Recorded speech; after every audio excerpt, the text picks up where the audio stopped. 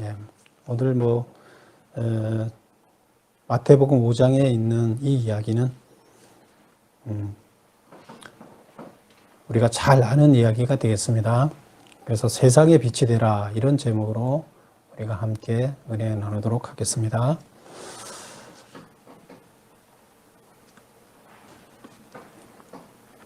우리 성경에 보면 빛과 어둠에 대해서 성경에서 말이 나오죠.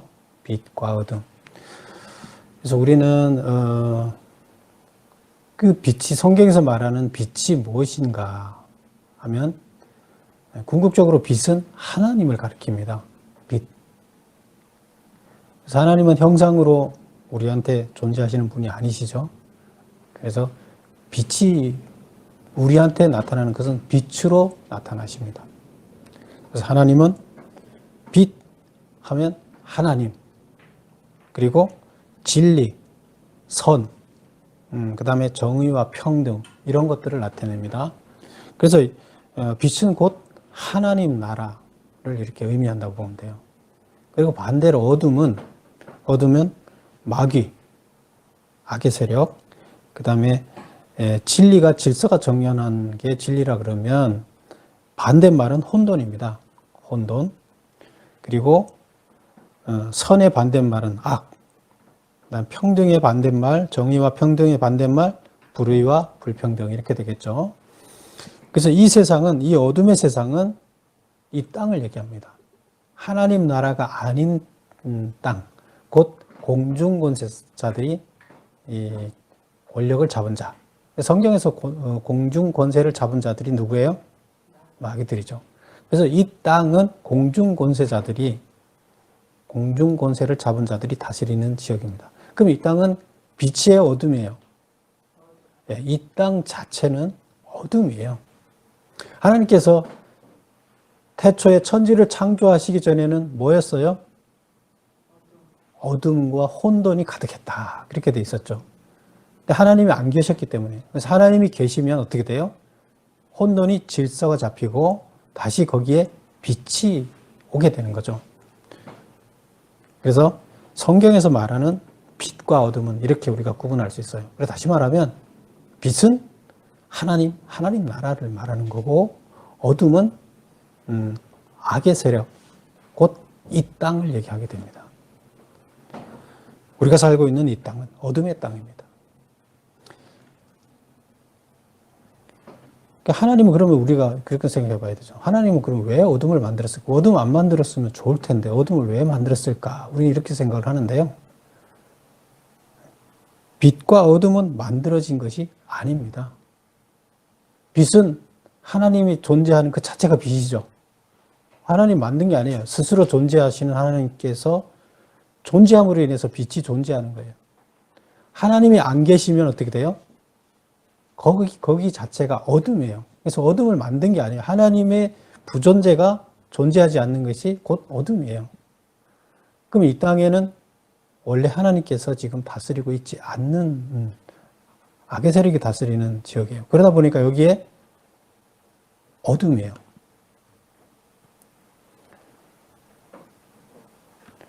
그래서 빛도 스스로 존재하고 어둠도 하나님이 계시지 않는 곳에 그냥 존재하는 게 어둠이에요. 하나님께서 만들어 놓은 게 아니에요. 그래서 하나님은 빛 그 자체이고 어둠은 빛이 존재하지 않는 상태 그 자체이다. 그러므로 빛이 존재하는 순간 어둠은 순식간에 사라지는 것이다. 어둠을 사라지게 하려면 어떻게 해야 돼요? 빛이 있으면 돼요. 빛이 존재하게 하면 돼요. 하나님이 오시면 어둠은 사라지게 돼요. 싸우고 할 게 없어요. 빛이 오는 순간에 어둠은 그냥 사라져요. 이것이 하나님의 진리입니다. 그래서 하나님이 존재하지 않으면 거기는 어둠이에요. 그래서 하나님의 영이 우리한테 오지 않으면 어떻게 돼요? 우리는 악의 세력, 마귀의 세력의 지배를 받게 돼 있는 거예요. 근데 하나님이 오시면 그 순간 마귀는 사라지게 됩니다. 그래서 마태복음 5장에서 말하는 세상의 빛과 소금이 되는 주체인 너희는 누구인가? 자, 우리 13절 한번 볼까요? 너희는 세상의 소금이니. 또 14절을 볼까요? 너희는 세상의 빛이라. 너희는 소금이다. 너희는 빛이다. 그런데 어디에 빛이라고요? 세상. 세상에 지금 빛이 없었어요. 그런데 여기에 우리가 빛이 돼서 나타나는 거예요. 등장하는 거예요. 그럼 원래 빛은 누구 거예요? 하나님 자체잖아요. 하나님이 우리 안에 계시면 우리가 빛이 되는 거예요. 그래서 우리의 빛이 세상을 비춰야 되는 거예요. 그래서 세상에, 깜깜한 세상에 우리가 희망이 되고 빛이 돼야 돼요. 그래서 여기서 마태복음에서 얘기하는 세상의 빛이고 소금인데, 그런 너희는 누구를 말하느냐? 너희란 이 땅에서 하나님 나라를 건설하고 확장하는 데 동참하는 하나님의 자녀, 즉 상속자 참 기독교인을 말한다. 하나님이 이 땅에 하나님 나라를 건설하는 일을 직접 하시지 않고 우리를 통해서 만들어 가신다. 그래서 너희는 소금이라, 너희는 빛이라 할 때 너희는 바로 하나님께서 세워놓은 하나님 나라를 만들어가기 위해서 세워놓은 자예요. 많을까요? 적을까요? 적죠. 아브라함부터 시작해서 하나님 나라를 세워가는 이야기가 우리가 성경책에 계속 나오죠. 우리가 계속 역사서를 통해서도, 그다음 창세기를 통해서도 하나님 나라를 세워가는 그 일들, 하나님의 자녀를 통해 하나님 나라를 세워가는 그 일들을 성경에 다 기록해 놓고 있습니다. 그래서 우리는 여기서 그 일을 감당하는 자가 되어야 됩니다. 빛과 소금이 그 기능을 이루면 어떻게 되는가? 우리 성경 본문에 13절 한번 볼까요? 소금이 만일 그 맛을 잃으면 무엇으로 짜게 하리요? 그 다음에 어떻게 돼요? 맛을 잃으면 다 같이 한번 읽어볼까요? 짜게 하리요. 그 다음 구절 후에는 시작. 후에는 아무 쓸데없어 다만 밖에 버려져 사람에게 밟힐 뿐이니라. 소금의 맛을 잃으면 소금의 의미가 없으니까 버려야 돼요. 빛의 역할을 감당해야 할 그 빛이었던 자가 빛을 잃어버리면 의미가 있어요? 없어요? 쓸모가 없죠? 하나님의 아들로서 쓸모가 사라지는 거예요. 그래서 여기 보면 밖에 버려져 밟힐 뿐이니라. 하나님의 자녀, 후계자, 상속자로서의 지위를 인정받지 못하는 것을 말한다. 기능을 잃는다는 것은 이 경우 이 세상은 빛으로 어둠을 몰아낼 희망이 사라지는 것이다. 빛의 자녀가 빛을 잃어버리면 이 세상은 어둠을 몰아낼 희망이 없어요, 이 땅에. 그럼 결국 이 땅은 누구한테 희망을 걸고 있는 거예요? 하나님의 자녀한테 희망을 걸고 있는 거예요. 이 땅은 하나님의 자녀가 없으면 이 땅은 망하는 거예요. 어둠 속에 그냥 사는 거예요. 희망이 없어요. 지옥이나 마찬가지예요. 그러면 하나님의 자녀들은 대단한 사명을 갖고 존재하는 겁니다. 지금 빛과 어둠의 이야기를 통해서 우리가 코로나 사건을 한번 풀어보겠습니다. 코로나 사태는 누구에게 내려진 재앙인가?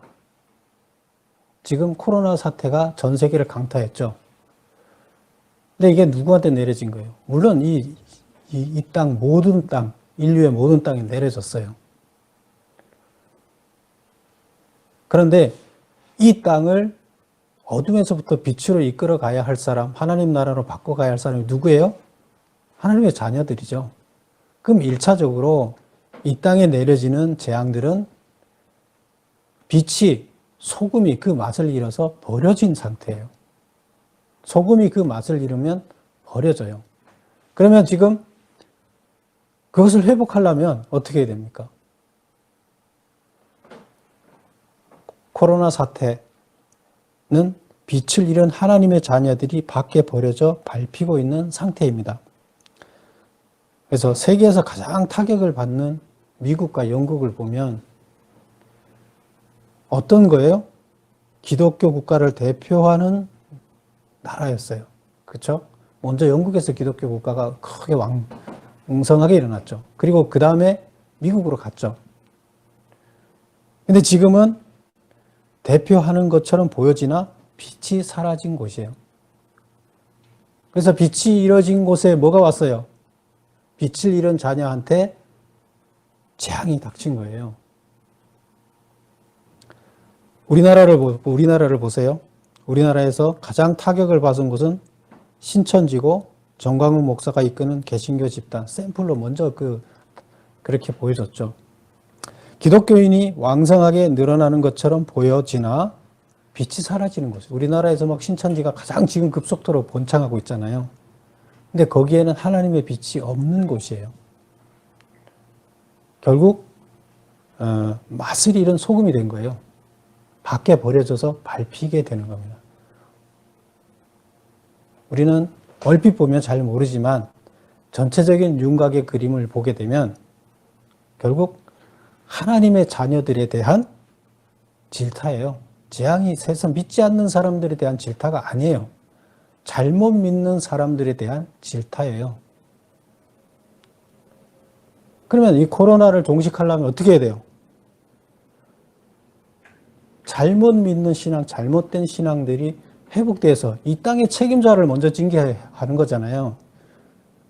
그러나 책임자들이 정신 못 차리고 가게 되면 모든 책임자만이 아니라 모든 하나의 나라로 봤을 때 이 인류를 먼저 책임자들한테 책임을 묻는 거고 그 책임이 모든 백성들한테 다시 영향을 가는 거죠. 근데 책임자들이 빨리 정신 차리고 회복을 하게 되면 어떻게 돼요? 회복되어질 수가 있는 겁니다. 결국 이 인류에 발생하는 이 코로나는 우리는 하나님 앞에서 어떻게 바라봐야 되나 하면 하나님을 온전하게 믿지 않는 자들에 대한 하나님의 징계다. 그렇다 그러면 우리 모두 이것은 하나님이 우리를 죽이려고 하는 것이 아니라 다시 살리기 위한 징계인 것이에요. 다시 회복시키기 위한 거예요.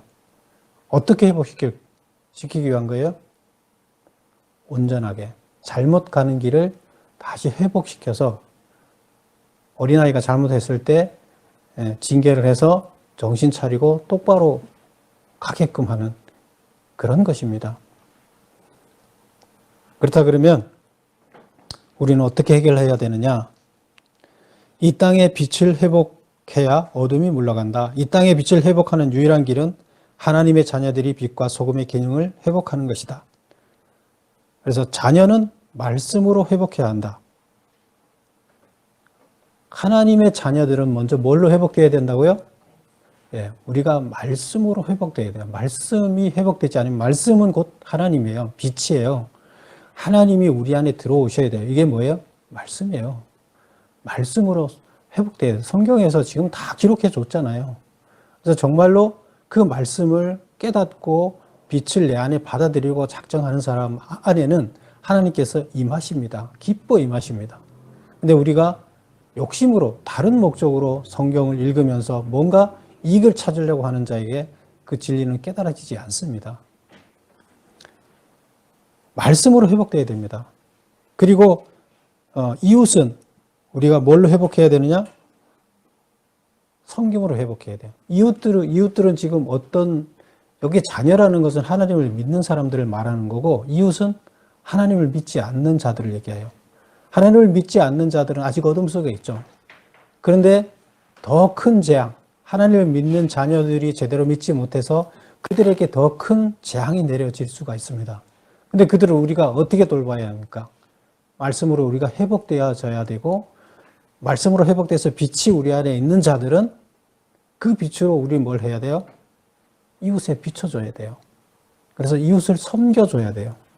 그래서 이웃을 비춰준다는 것은 말씀을 넣어주는 것도 좋지만 또 그들과 사랑을 나누고 그들한테 있는 어둠을 몰아내기 위해서 그들의 고민, 그들의 애로사항을 함께 나눠주고 보살펴주는 것, 섬기는 거예요.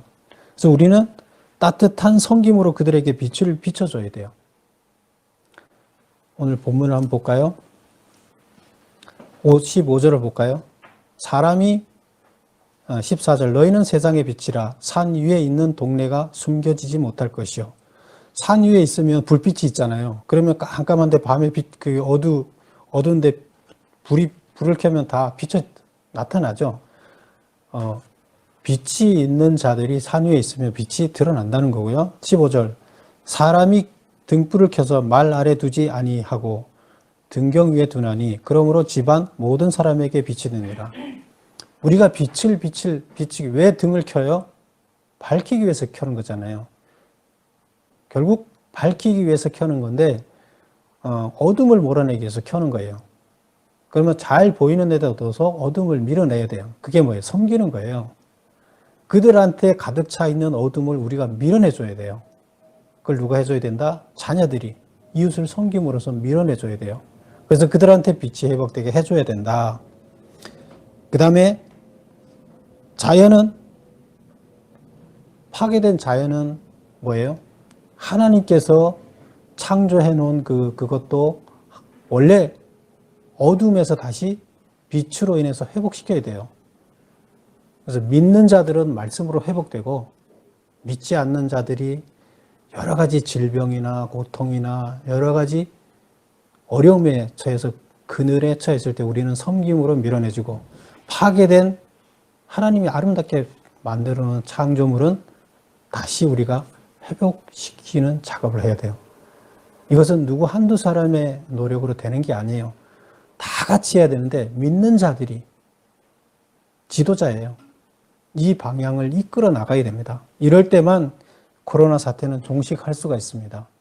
이런 마음, 따뜻한 마음, 하나님 나라를 만들어 가는데 모든 것이 회복되어져야 가능하다 하는 생각을 갖고 이끌어 나가지 않는 한은 어렵습니다. 그래서 이런 마음이 한 사람이 아니라 다 같이 공유하게 되고 이 마음을 나눌 때 우리는 코로나 사태를 종식시킬 수가 있습니다. 코로나는 하나의 예입니다. 코로나보다 더 큰 것이 올 수도 있고 앞으로 살아가는 데 있어서 더 많은 환란들이 닥칠 수도 있습니다. 그 모든 것들을 우리 이런 방식으로 극복해 나가야 됩니다. 그리고 이제 코로나 이후 세계는 그럼 어디로 갈 건가? 우리는 하나님 나라가 회복되어지는 방향으로 전환될 것이다. 전환되지 않는다면 그 기간은 길어질 것이다. 그러나 그 기간이 짧아지려면 빠른 시간 안에 하나님을 믿는 자들이 과거에 우리 욕망을 충족시키기 위한 신앙에서 빨리 벗어나서 하나님께서 원하시는 그 하나님 나라를 건설하기 위한 참 신앙으로 빨리 회복되어져야 됩니다. 그럴수록 코로나는 빨리 종식이 될 수 있다고 봅니다. 그리고 코로나는 과거로의 회귀가 아닙니다. 하나님께서는 분명히 여러 가지 역사적인 전환점에서 하나님께서는 개입하셔서 역사를 변화를 시키셨습니다. 코로나가 하나님의 손에 의한 징계고 하나님의 손에 의한 전환의 역사의 전환을 시도하는 것이라면 그것은 분명히 새로운 세계를 열기 위한 시도입니다. 그럼 하나님께서 시도하시면 반드시 이루어집니다. 한 부분이 아니고 전 세계적으로, 그리고 충격을 최소화하면서 모든 사람들한테, 모든 인류한테 경각심을 주는 겁니다. 그렇다 그러면 이것은 하나님의 손대심이다. 역사에 하나님의 간섭하심이다. 전환점을 만드는 것이다. 우리는 이렇게 판단할 수가 있습니다. 그렇다 그러면 다음 세계는 하나님께서 기대하는 다른 세계가 있다는 겁니다. 그럼 우리는 그것이 무엇인지 기도하면서 어떻게 방향을 전환해야 되는지 그것을 계속 하나님께 묻고 기도하면서 그 방향을 찾아 나가야 되는 겁니다. 그래서 우리가 해야 할 일입니다. 우리는 과거에 회개하려는 것은 바보 같은 짓입니다. 하나님이 원하는 앞으로의 세계, 하나님 나라의 방향을 우리는 찾아야 될 것입니다. 그래서 우리 교회는 뭘 해야 되느냐? 우리 교회는 뭘 해야 될까요? 그래서 오늘 빛이 너희는 세상의 빛이라. 그래서 우리가 빛이 되자는 겁니다. 빛의 역할을 감당하자는 겁니다. 이 코로나 사태를 종식시키기 위해서 우리가 다 할 수는 없어요. 그러나 내가 할 수 있는 것은 내 책임이에요. 감당해야 할 책임이에요. 그렇다 그러면 내가 할 수 있는 것은 내가 내 몫을 감당하자는 겁니다. 그게 바로 세상에 빛을 비춰서 어둠을 몰아내는 겁니다. 그러려면 어떻게 해야 된다고요? 내가 먼저 빛으로 채워야 되겠죠.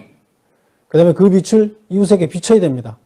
그리고 파괴된 환경도 원래대로 다시 회복을 시켜야 됩니다. 이 과정을 우리가 동참해야 되는데, 그래서 8번 보세요. 교회표. 우리 교회표는 원래 양을 내 양을 먹이자. 여기 한번 보시면 내 양을 먹이라가 우리 원래 교회 표어죠. 그래서 내 양을 먹이라는 실천사항으로서 팀 성경 공부 주 1회씩 하자. 왜? 내가 빛으로 채워야 되니까. 그래서 내 양을 먹이라 팀 성경 공부 주 1회 합시다. 우리는 해오던 거고, 그 다음에 올해 내년에 2021년에 너희는 세상의 빛이라. 실천사항은 이웃 섬기기.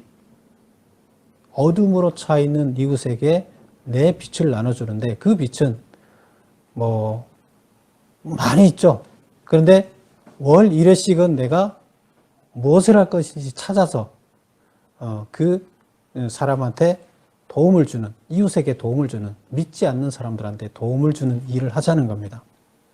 그래서 계획은 우리 교인들끼리 같이 연합해서 할 수도 있고 각자가 또 할 수도 있고 어쨌든 이런 방식으로 동참하자 이렇습니다.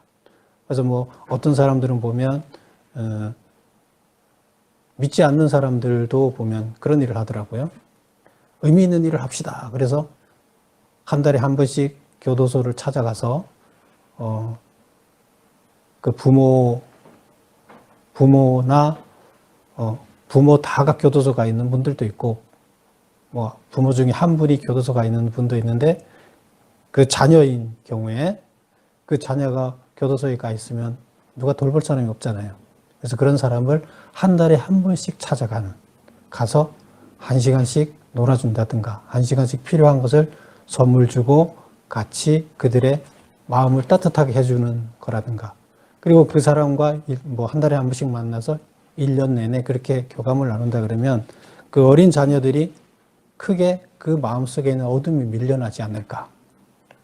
뭐 할 수 있는 방법은 많습니다. 하나의 예인데 또 뭐 혼자서 계시는 노인네가 자식들과 멀리 떨어져 있는데 자식들을 보기 어렵다든가 그래서 우울해한다든가 그런 분들 찾아가서 한 달에 한 번씩 같이 나눠주는다든가 이렇게 해서 그들의 마음속에 있는 그늘을 몰아내주는 겁니다. 그래서 그런 섬기는 일을 해보자 하는 겁니다. 저는 힘들고 불가능한 일을 가지고 교회에서 뭘 합시다 하지 않습니다. 그리고 부담 가는 일을 가지고 막 무리하게 하고자 하지도 않습니다. 단지 우리가 반드시 해야 할 일이라 생각합니다. 최소한 하나님을 믿는 자라 그러면 이 정도는 해야 하지 않는가. 그래서 내년도에는 이런 계획을 가지고 같이 동참해 주시기 바랍니다. 하나님께서 우리에게 주신 사명이다 생각하고 이를 감당한 우리가 되었으면 합니다.